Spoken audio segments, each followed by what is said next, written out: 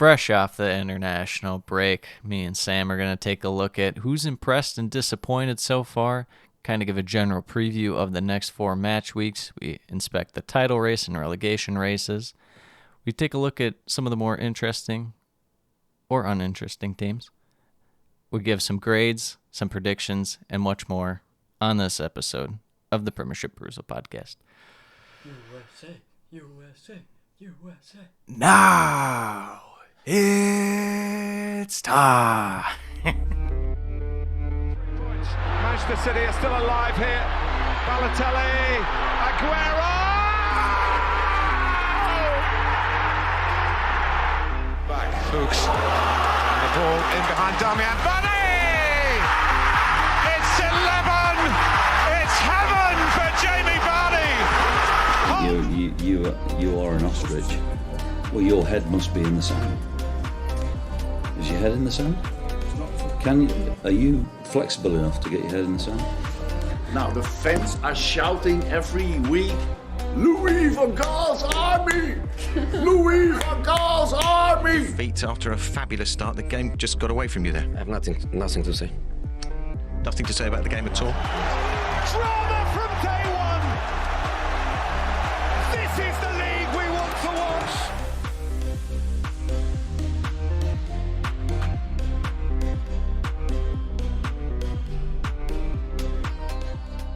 All right, we're back. International break. Yes, it's over. It's over. Again. We're already back. It's like we 4 just more, had one. I know. 4 more weeks. 4 more match days, rather, I suppose, until the next one. Oh, joyous. I know. I'm looking forward to it already. Can't wait to watch some more Greg Berhalter ball. Oh, yeah. Well, you know what? They got the one against Costa Rica, so Yeah. you got to hold on to that. Just like he's holding on to his job. Yep, exactly. So we're going to, like I said, give a little analysis of what's happened in the Premier League so far. Why are you holding the HDMI cable? Because I need something to hold on to. I need both hands. It's like Firmly Ricky Bobby. grasp it. It's like Ricky Bobby doesn't know what to do with his hands in Talladega Nights. Firmly grasp it. We're going to start off right here. Who has impressed you the most? Player, team, manager? Player, team, manager. Okay, I'll start. We'll start with player. Start off with player. That's kind of the most I have difficult. 3. Okay, you say yours first, and I'll process. I had Jesus, Okay. Ducore, Okay. and Raul Jimenez. Okay, interesting. The Raul Jimenez, kind of interesting. I like the Jesus. He's just come back out of nowhere. Yeah, he We were really all has. out on him, and now Pep has revitalized him, having him play on that wing. He kind of comes a little further back at times to get the ball too, but he's so dynamic dribbling this year and passing. It's truly incredible. Ducore is still just as good defensively as he always has been, but he has more of a dynamic attacking aspect this year for Everton, especially in the counter. He provides a nice link up between their main attack. And as far as Jimenez, he's really kind of come on. I know that we were iffy about whether he'd be good or not, and I think the thing that's impressed me about him is it's a different kind of Jimenez in terms of he's facilitating the ball more rather than just being a standard 9 like he was for Wolves in the past, but still shows that goal-scoring capability, just not quite as strong. Who are we thinking for your guys? All right, I'm going to take the easy route and say Ronaldo, number 1. Oh, okay. And then I'm going to go with a partnership of Ivan Toney And Mbeumo. Mbeumo just Yeah. missed my list. He was number 4. Well, if we had to make they come one. as a package Yes, deal in my that's eyes. fair. That's fair. And then my third one, I'm going to go with Cucurella. Oh, yeah, Yeah. that's a good one. It's been fantastic. Just outside Huang Hee-chan. Yes. Just hasn't played enough games yet That's to fair. register. Is there anyone you want to expand on that as to why they've impressed you the most? I mean, Ronaldo, he's been Ronaldo. In a way, But you he still say, has to adapt and whatnot to his team. I mean, we've seen Yeah. Sancho can't adapt to his team. He still can't. Right. Meanwhile, Ronaldo steps in and instant does Ronaldo impact. things. Yeah. Yeah, exactly. perhaps you might have thought, well, can he do it right away? But he's been phenomenal so far. And then Cucurella, he's just a guy that's completely flown under the radar. Oh my except gosh, for yeah. Us, the people like Premiership us. Perusal Podcast doing Yeah. deep dives into We have transfer his, rumors. We have his market value at about 75 million euros right now. Yeah, something like that. And then the pairing, Ivan Toney, we know he's an excellent player. He did great in the championship. And then,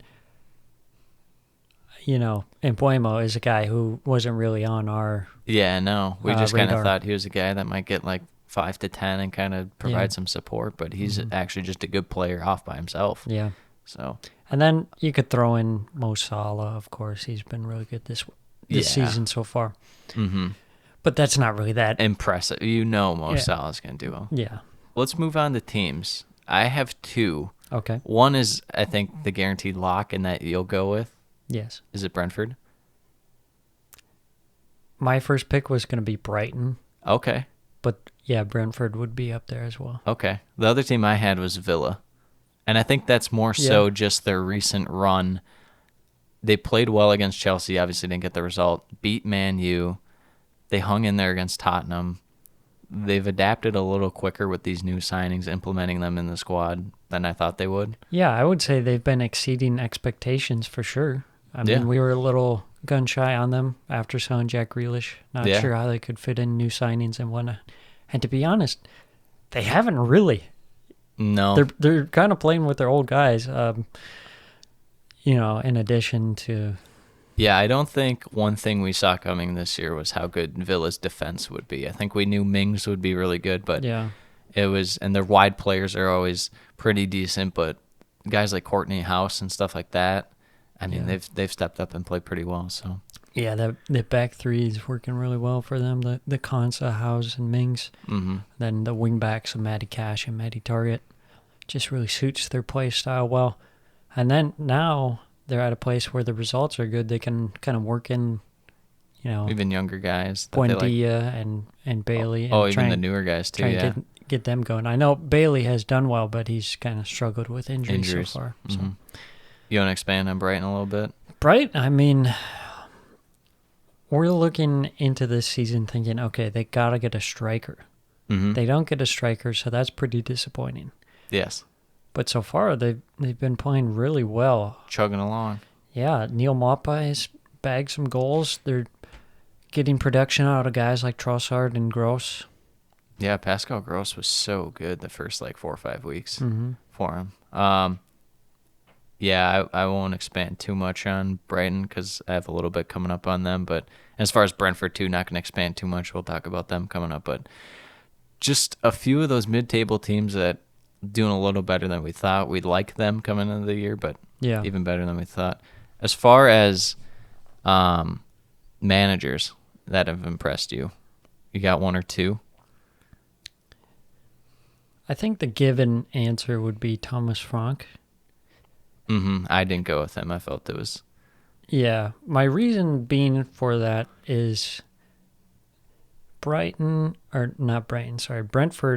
they were kind of said that they were, very attack focused and they'd be vulnerable at the back. Yeah. But so far what we've seen from almost all of their games, kind of excluding the Liverpool game, is that they're actually very solid defensively. And even in the midfield as well. Yeah. No, and they have enough going forward in terms of quality of play to where they hang in these games and snatch a lot of them. Mm-hmm. The 2 guys I went with was Lage and Graham Potter.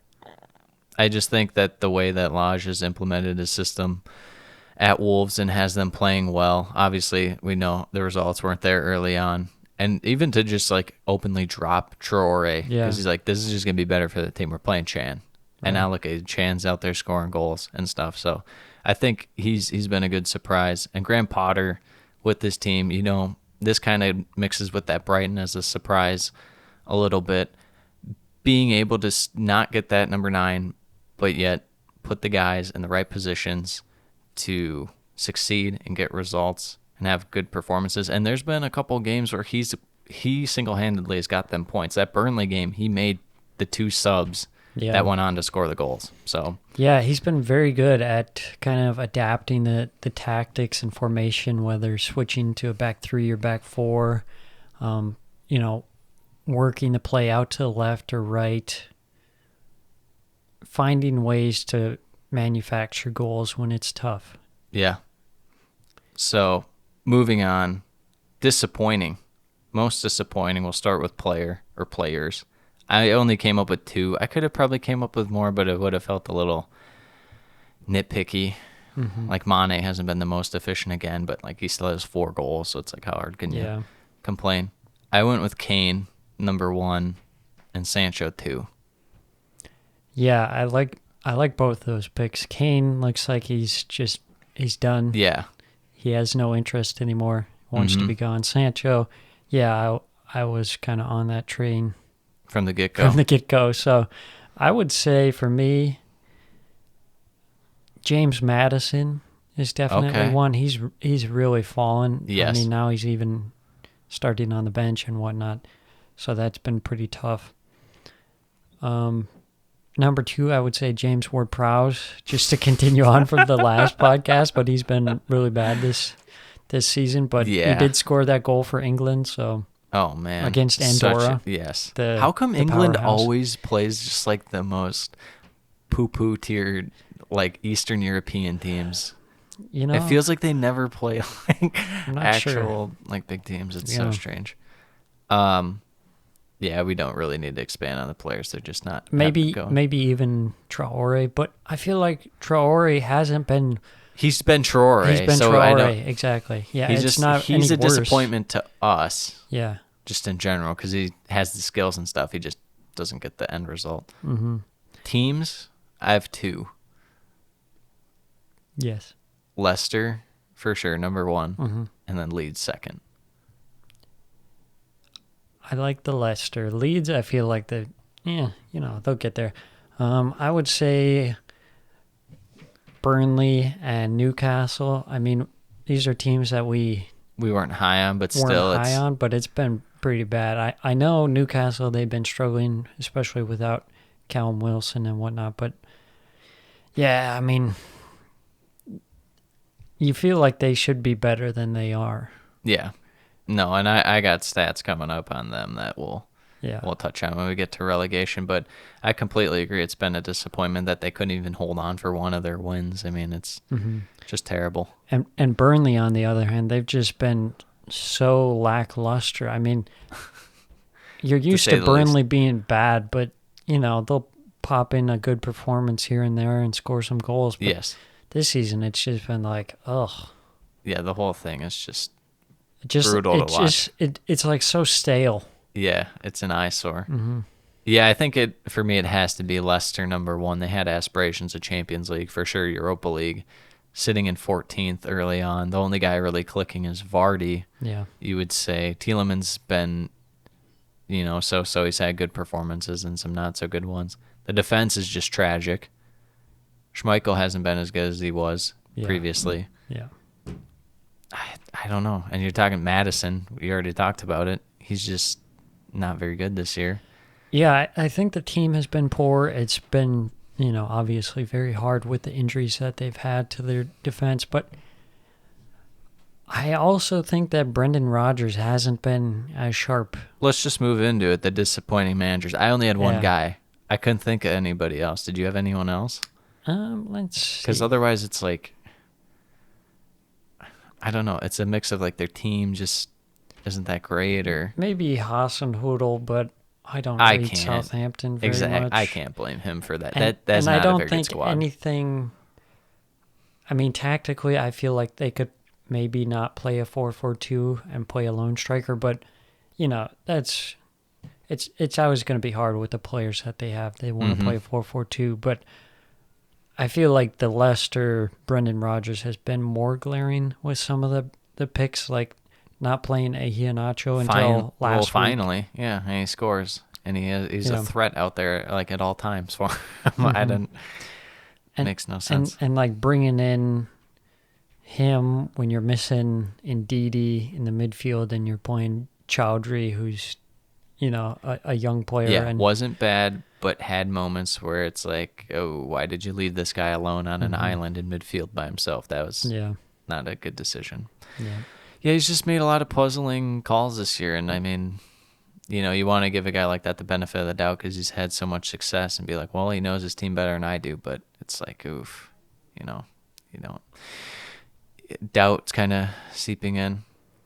Well, did you have one thing you want to say? I would say Nuno, kind of after the first You're just on with international break. You're on with my transitions because we're doing over the next 4 match weeks. What player, manager, team have the most on the line? We'll start with manager. I have Nuno. Yeah.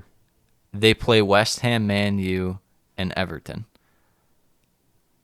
If they go 0 for 3, which they very well could, is he out?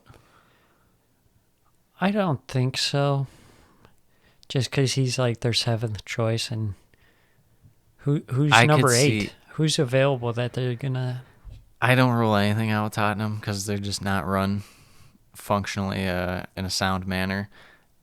So I wouldn't rule it out, but I mean after that they don't play very tough teams, so I could see them holding on to him. But this is going to be a massive test for this Tottenham team. These are all really good teams that I would say right now are in much better form than Tottenham. But I could see it being one of those instances where you expect Tottenham not to get anything out of games, and then somehow they do. They pull out a win against Man U or something. Yeah. That requires Harry Kane. It happens. It does happen. Yeah. You wouldn't have thought that they'd beat Villa and then they go ahead and win that game for no reason. Mm-hmm. Is there a manager you had? You think Nuno probably has the most on the line? Because, I mean, what other managers even under fire? Maybe Brendan Rodgers. He's got to get some results going. Yeah, I feel like they're pretty confident in that. Norwich, I don't see them replacing Farke. Burnley, they just signed Dyche to a contract extension. Bruce, you could say Bruce, but Steve he's Bruce. already. Yeah, I mean it's tough with the with the takeover coming in. There's rumors that he'll be leaving, but also rumors being that he'll stay. But yeah, I would say Bruce is definitely. Yeah, he's pretty much. I feel like he's pretty much gone. Yeah. They already have his bags packed for him. Yeah. He's already on a holiday. Yeah. Moving on to team over the next 4 weeks, is there one you had in mind that has the most on the line? I think United possibly. Yeah, they got a lot coming up. They kind of need to steady the ship, Yeah. String off some wins. Yeah, I have West Ham as a team because they play Everton, Tottenham, Villa, Liverpool. Also not very easy, and I think that we might have to see a little more rotation out of Moyes in these games. Yeah, for sure. Especially with the European competitions. Exactly. So I think that we'll see how some of these other guys might play in the Premier League. Otherwise, they might just rock their regular starting 11 and play the other guys in the Europa League. But still, I want to see how West Ham can suit up with those because I think they're good enough to take on all 4 of those teams. As far as the player that has the most on the line, I think I'm going to touch on your Man U bit. I said Bruno. So they play Leicester, Liverpool, Tottenham, City next. That's a murder's row of games. That's about as tough as it gets. They're going to need big performances, so they're going to need their main man to be clicking. Yeah. Kind of not a little out of form these last couple games. But, what are you thinking here for a player that you're looking at these next 4 weeks? I think something that'll be interesting to see is the lack of player in Fernando Torres out for 6 weeks. Yeah. Yeah. So it'd be interesting to see kind of how they go about trying to replace him. I mean, they've tried the Foden false 9 kind of thing. I'm not a fan of that. No. They might try Sterling or something, but I just don't really see a. Well, now there's that report today that Sterling is open to potentially leaving and even going abroad if he has to from City. Don't know if I believe that 100%. Yeah, he'd probably have to leave on a free because The wages will The already be wages insane. No they're team wants to pretty pay the nuts. fee and the wages. Yeah. So, no, I like that pick. That's a good one, especially since I'd say he's been there, I guess, Grealish. But Torres is the one bagging a lot of the goals. So I would say, you could pick your poison as to who's been There's a the more noticeable attacking difference when he's not when out he's there. not been in the team. That's for sure. Yeah. Let's move on. We're going to get a little feel for the title race here. All right? You want to hear? I just broke it down as a percent for each team. Okay. You tell me if you agree or disagree. City 35%, Chelsea 30%, Man U 20%, Liverpool 15%. I would give Liverpool A a little higher more? chance than United. Really? Yeah. Okay. I just think United are so bad in the midfield. Like, Yeah. it's bad. And you want to play so many guys up front that it's True. just so unbalanced. And, I think Liverpool, they kind of have their squad. For how long? For how long is the question. If guys can stay healthy, which, they Who were knows? missing Trent, but he's going to be back for these upcoming games. Yeah, a lot of it will come down to Liverpool's injuries, and then if United can maybe just grab someone who's half decent enough in the winter window just to be like a placeholder guy. But even then, yeah, I didn't know how to allocate the City and Chelsea. I was like, do I go even on that? Do I maybe Yeah. give City a little edge? I ended up giving City a little edge just because they've won it before and they won the head-to-head. I was going to say, bring up that point. I was going to say I would have them as level. Okay. Probably. Yeah, I think just we've seen on paper, of course, they're a great team. And when they decide that they want to play, they're a great team. But sometimes they just show up and they're like super flat. Yeah. And especially missing a striker, which has been kind of their Achilles heel throughout the seasons. Yeah, they definitely, as the days go on, it looks like they need one more and more. Mm-hmm. So let's go from the top of the table to the bottom of the table. We're going to look at the relegation here. I kind of broke this down too by percent. Okay. Norwich 100%, Yes. Southampton 50%, Burnley 50%, Newcastle 33%, Watford 33%. I would give Watford a higher chance than Southampton. Watford have Ranieri coming in. He could be the X factor, but could also be a Fulham scenario where I think he's going to Goes be poorly. out by, for sure, February, if not sooner. Newcastle, it really seems like they're going down, but if that's the case, I'm sure they'll spend a good amount of money in the winter window just to avoid that from happening, bring in a new manager, whatnot. So, I think Norwich for sure, Burnley for sure. I'm still thinking Watford. Okay. I like the I mean- experience from Southampton. They've been in the That's league fair. for I a like, good stretch. of all those managers on those teams, I think without a doubt, Hasenhutl's the best. Yeah. That squad is just so poor. It is not a good team. Yeah, it's bad, but I think it can be just good enough to get the results across the line. And to be fair, you're looking at some of these teams, and they're really bad. They are. So you just got to be better than the worst three. Yes.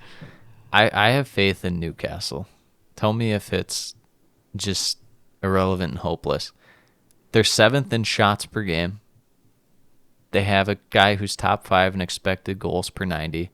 Another's top 5 in expected assists per 90. And 2 guys in the top 7 in the Premier League in shot creating actions. See, that's where my issues come, is because you think they look good and like they should be better than they are. But at the end of the day, the results just aren't there. And Yeah. that's concerning, because it's one thing to look good, but it's another to actually get the results and earn the points. I just feel like they still have a better chance of scoring goals, because I feel like that's what it comes down to with a lot of the bad teams. It's like, if I don't have faith that you can score goals, then I have no faith Yeah. in you staying up. Yeah. I have more faith in them scoring goals than Southampton, than Burnley for sure.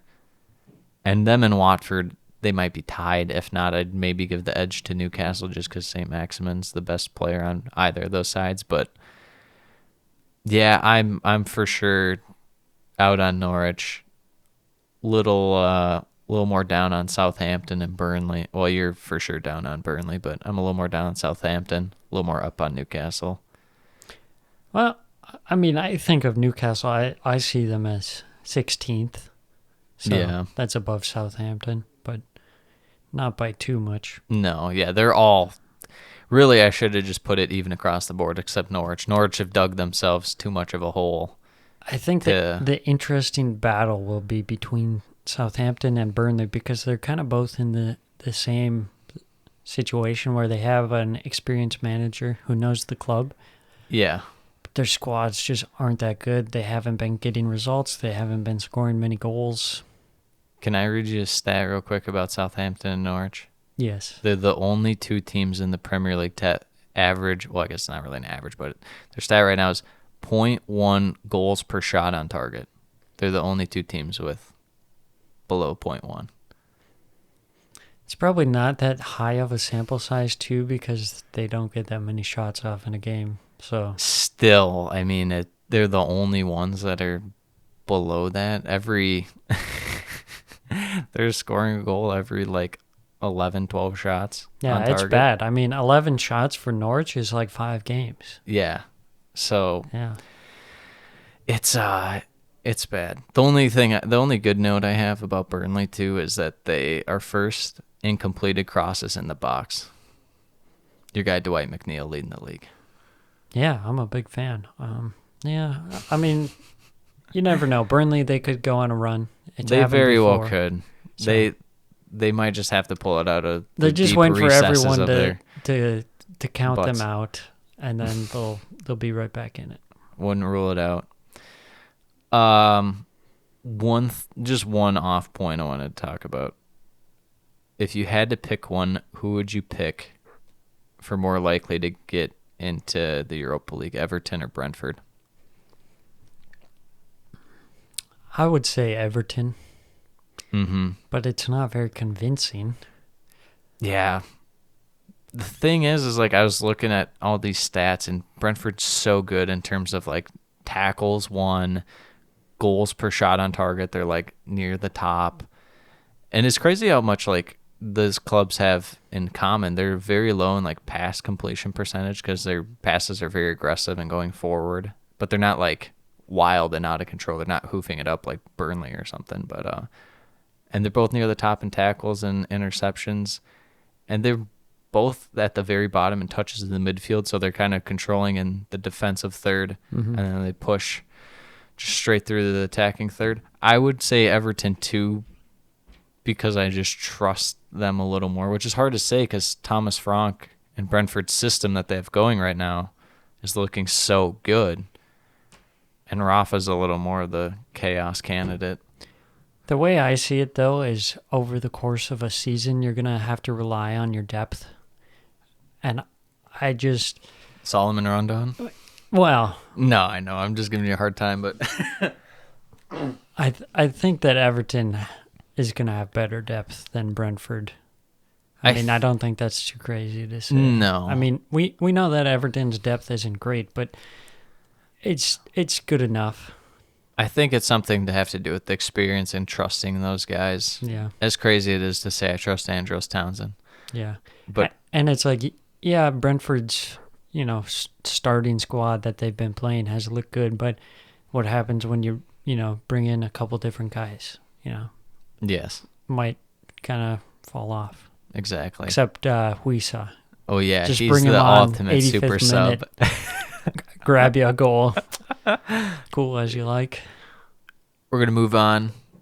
Just kind of quicker hit or miss right here with these more interesting teams. I'm gonna name a team. Yes. You tell me who's more interesting. Yes. And you tell me why. Leeds or Leicester? I would say Leeds. I feel like Leeds are just kind of waiting to explode. They've kind of stumbled a little off the block. They're but 5th in passes completed into the box and 4th in passes that led to a shot. They have these chances in terms of they're around the box they're creating, and it's just not resulting in anything. They just need Bamford and Rafinha to get going a little more. Yeah. So they need Bamford back. They truly do. They also lead the Premier League in errors that led to an opponent's shot, which kind of shows where they're at defensively. And going through the stats, Matthias Glick is their most efficient shot taker. That has to change. Yeah, that's they can't have that. that can't happen. Leicester's just too sad, so Leeds have to be the choice. Yeah, Leicester, I'm just concerned about the defense is like so bad. Mm-hmm. It's so bad. And the offense has been pretty bad too. I mean, you're relying on Jamie Vardy being Vardy. Yeah, that's the only thing they have going for him right now is Vardy. The other one, Villa or Brighton? I would say that's a tough one. That is a tough one. I went Brighton only because of how it's just so impressive how efficient they are in like the midfield in terms of tackling and pressing and their passing. I would say Villa just for the added fact that they have guys like Buendia and Leon Bailey who they haven't really got fully integrated yet. Okay. So I think they can pump it up to another level. I like that. And then the last one, Watford or Wolves? Oh, Wolves by far. Yeah. Hwang Hee-chan. Deha. They're 3rd in long ball completion percentage. I mean, they just have good passing stats, but their assists just aren't there. And I think now that they have Chan, like we've been saying, I think that those numbers are just going to go up and show that they should be scoring a lot more. You know what? With Hwang Hee-chan, I give Wolves a solid 2 finger hearts out of 2. Come on, Wolves. 3rd in tackles, 1. Best defensive unit against dribbling. I just like Wolves' squad. Yeah. Especially with Jimenez has been stepping it up too. Jimenez is pretty much becoming what we would want Traore to be in terms of like he can dribble, but that's not the only thing he's going to do, and he's able to pass the ball in the right scenarios and stuff. Mm-hmm. I wonder what they do. They might sell Traore. They should. For not much, but still. Time to grade. Okay. I'm going to give you a team. You give me a grade on their season so far. Okay. Man U. B+. I give them a B. Okay. Tottenham.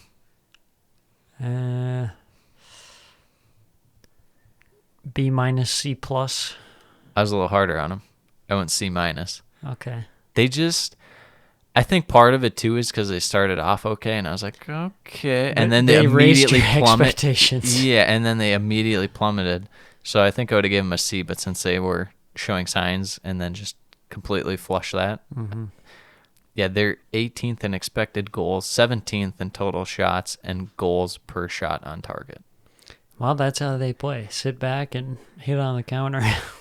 But I mean, oh my gosh, even the efficiency stat, like 17th in goals per shot on target. Like that's so bad. That's so bad. Is anyone scoring besides Son? And the answer is no, obviously. Yeah, but no. Arsenal, I would say B. I gave him a C, only because harsh. They just haven't got a ton from the results. With that said, 2 of their games are against City and Chelsea, so it's hard to judge. Yeah, not to mention also missing players. There was a COVID outbreak. That's fair. I'll bump it up to a C+. I think you have too high of expectations for Arsenal coming in. No. I think that's your problem. No, I grade hard. That's my problem. West Ham. I would say A-. A-? Yeah. They're in like 10th. So, I have them at B-. I told you, I'm just grading too hard. I expect too much out of these teams. I think it's a solid year. They've shown a lot of promise in attack. Their defense at times has been a little leaky. Yeah. I don't know if I like that. I still think they're good. I mean, I still do too. We've seen them just absolutely dominate games, and sometimes they just have to get in a run. Yeah, and like the Palace game, they were a bit unlucky to draw that one. Yeah, I still think they're a good team. Also, they've got Europa League too. So speaking of Palace, Crystal Palace. What are we giving them for a grade? It's gotta I was on the be- brink between two. It's got to be A minus. I had A minus, B plus. Yeah. It's been really good. I would say that they can't. It can go down a little bit, is what I'm saying. They haven't played a ton of, tough teams. I think they got City coming up in this stretch, so they'll have to limit it a little bit. But Yeah. they're not in relegation candidates, in my opinion, and that overall is a success. So it's at least Yes. a B plus. Yeah. Do you have any predictions over the next 4 match days that you want to get to? Just general ones. Over the Just next 4 match days. Just rattling them off. I'd have to look at the schedule, but You want to go through mine while you look at the... yeah. All right. Chelsea remain on top of the table while winning 3 of their next 4 matches. Okay. Pep and City will score a big derby win over United, causing great concerns for United's season. Tottenham don't sack Nuno and come back from the next international break with 4 winnable games. Ranieri will be out after the next international break. Holy shit. That's a hot done. take. He's done. Hwang Hee-chan scores 4 in his next 4, Oh, bog. and Norwich remain winless. Okay, I'm going to say Tottenham exceeds expectations. All right. Crystal Palace maybe struggles a bit. Mm-hmm. Norwich maybe get a win. Maybe get a win. Maybe a couple draws. Who knows? Oh, I don't know boy. who they play. I can pull it up real quick while you go through your other ones. Arsenal, I feel like it's just going to be kind of level. 10th place, 8th place, somewhere in Do between. you think they hold their line? I think Brighton might fall off a bit, especially without Basuma. Oh, yeah, true. City, I think, might go on a Might run. get a little roll. Liverpool could go on a roll too. I could see Chelsea maybe dropping off a smidgen. So here's the next 4 for Norwich, and this is until the next international break. Brighton this week, Chelsea, Leeds, and then Brentford. Okay, they're not winning. No, a they're game. not. No. They're not winning a game. They're stinky. Although you never know, they could pull out a win against Brighton. Let's see what Brighton has coming up here. We got this right here. So you got Norwich this week, then City, Liverpool, Newcastle. They could just go 2 wins and 2 losses. I Yeah. wouldn't rule that out. Yeah. But as far as predictions, that's all I got for you. You want to move on to match day 8? Yeah, let's move on to match day 8. Let's do it. I gotta get up the Premier League app. Let's get the app right here. So first one, and now I gotta double check, is this? Okay, so the left team is home. Watford, Liverpool. Yeah, this might be like 5-0 Liverpool. Hey man, Watford beat Liverpool 3-0 last time Watford were in the Premier League, and then COVID happened. I'm gonna go 3-0 Liverpool. They might have a feel-good factor off the Ranieri. I'm going to say 2-2? 2-1 Liverpool. Okay, they Not hold that in there. good. Not that No. feel-good. Villa Wolves. This is gonna be a little doozy of a game right here. I'm going to say a 2-2 draw. This feels like one where one of them wins like convincingly, and I can't tell which one it's gonna be. Yeah, that's true. I'm gonna go. Villa 2-1. Yeah, I would lean more on the side of Villa. Just because it's home and they had some stuff going for them. Yeah, I mean, Wolves did struggle at the start of the season, too. They've just kind of been ramping it up. Yeah, but Hwang Hee-chan scoring. Yes. Leicester, Man U.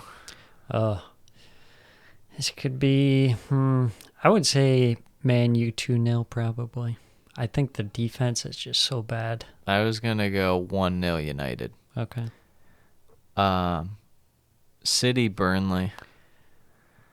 City probably like a 2-0. I'm thinking 3. I'm thinking 3-0 Burnley. 3-0 City. Sean Dyche's men.